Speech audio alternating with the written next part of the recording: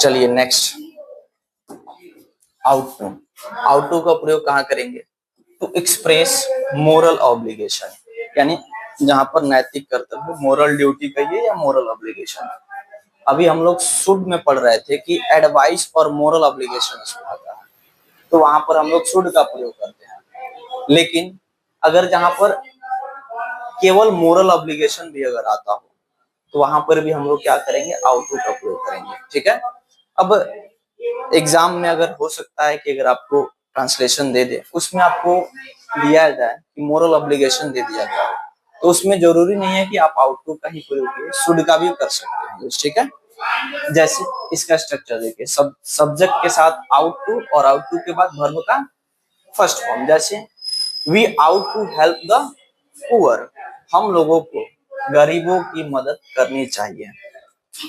You ought to obey your parents, आपको अपने माता पिता की आज्ञा माननी चाहिए। इसका नेगेटिव देखते हैं।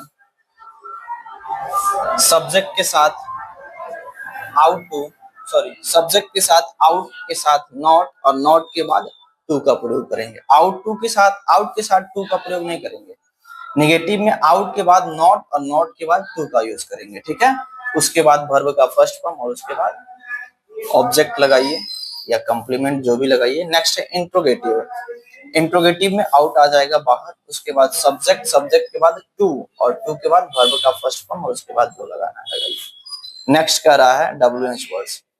WH वर्ड्स में WH वर्ड्स पहले आएगा, उसके बाद आउट, उसके बाद सब्जेक्ट, सब्जेक्ट के बाद टू और टू के बाद वर्ब का फर्स्ट फॉर्म, उसके बाद कंप्लीमेंट।